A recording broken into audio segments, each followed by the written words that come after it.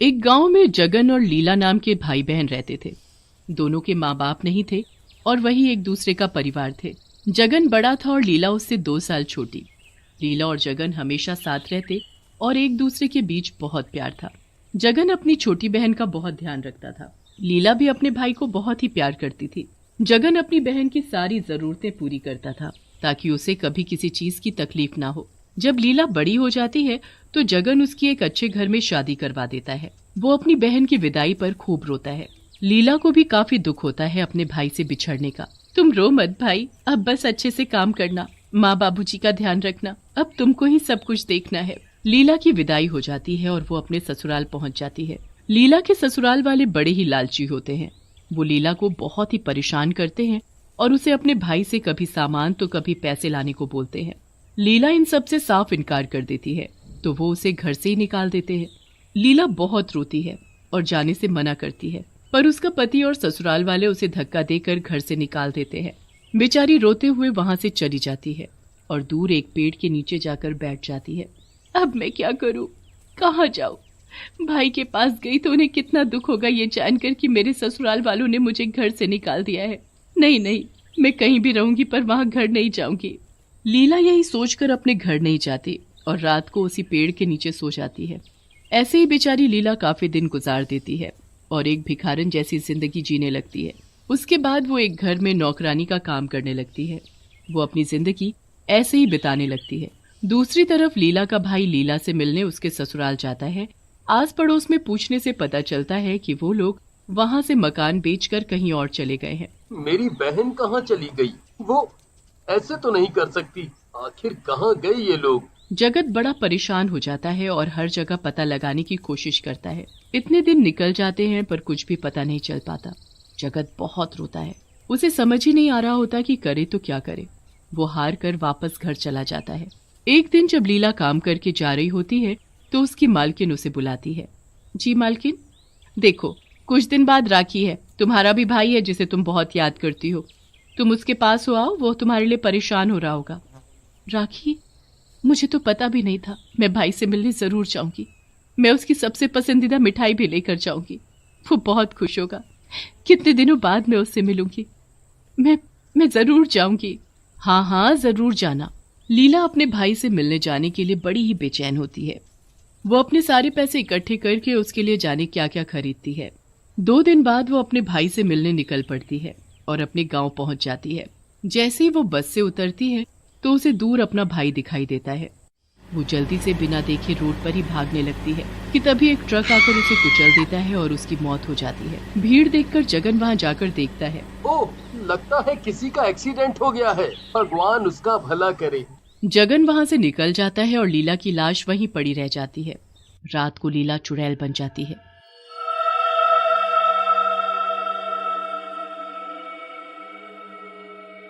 मेरा जगन भाई, भगवान ने मेरे साथ ऐसा क्यों किया? मेरी क्या गलती थी? मैं इतने महीनों से अपने भाई से मिलने का इंतजार करती रही और आज जब वो मेरे सामने आया तो मैं उससे मिल भी नहीं पाई। एक राखी तक नहीं बांध पाई। मेरी राखी ऐसे ही रह गई।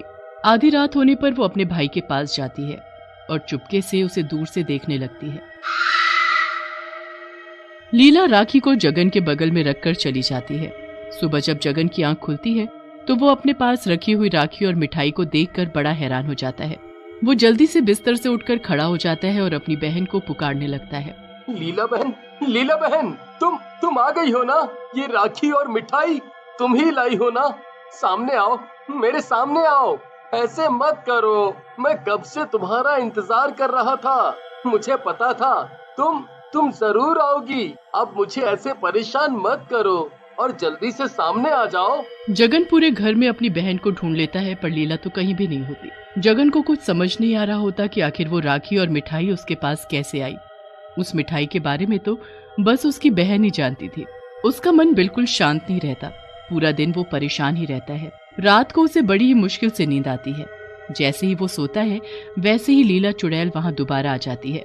मैं आ गई भाई, ये देखने की आपने मेरी मिठाई खाई या नहीं, मेरी लाई राखी बांधी या नहीं। लीला अपने भाई को देखती है पर जगन का हाथ तो खाली होता है, उसमें कोई राखी नहीं बंधी होती। फिर वो मिठाई की तरफ देखती है तो वो भी ऐसी ही पड़ी होती। ये क्या, ना तो भाई ने मेरी राखी बांधी और ना मिठाई खाई। ऐसा क्यों? उनको पता नहीं चला क्या कि ये मैं लाई हूँ? क्या मेरा भाई मुझे भूल गया?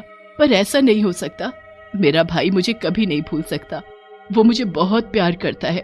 लीला बड़ी परेशान हो जाती है कि जगन ने आखिर राखी क्यों नहीं बांधी। वो लाई हुई राखी को उठाती है और खुद अपने भाई के हाथ पर बांधने लगती है। पर फिर उसे अचानक याद आता है कि उसकी माँ ने मना किया था कि सोते हुए किसी को राखी नहीं बांधते। माँ ने मुझे एक बार मना किया था कि सोते हुए राखी नहीं बांधते। राखी तो भाई को सामने बिठाकर उसकी आरती उतारकर पूरे तरीके से बांधी जाती है। अब मैं क्या करूं? कैसे ये राखी अपने भाई को बांधूं? लीला खड़े खड़े अपनी राखी को देख ही रही होती है कि अचानक जगन की नींद टूट जाती है और वो करवट लेने लगता है। लीला घबरा जाती है कि कहीं उसका भाई उसे उस रूप में ना देख ले, और उसी डर से उसके हाथों से राखी नीचे गिर जाती है। लीला जल्दी से वहां से गायब हो जाती है।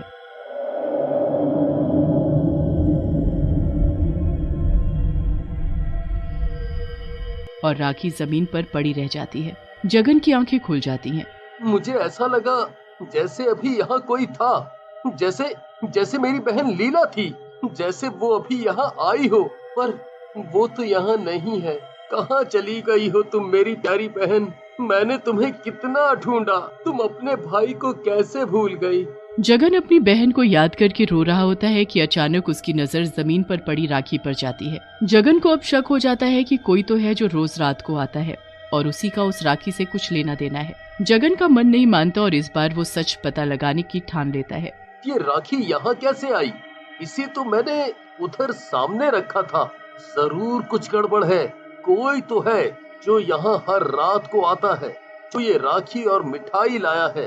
कोई तो है, पर कैसे पता लगाऊं?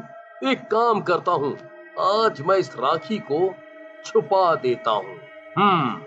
जगन रात होने का इंतजार करने लगता है और जैसे ही रात होती है वो अपनी आंखें बंद करके लेट जाता है और सोने का नाटक करता है। उसके सोते ही लीला वहां पर फिर से आ जाती है।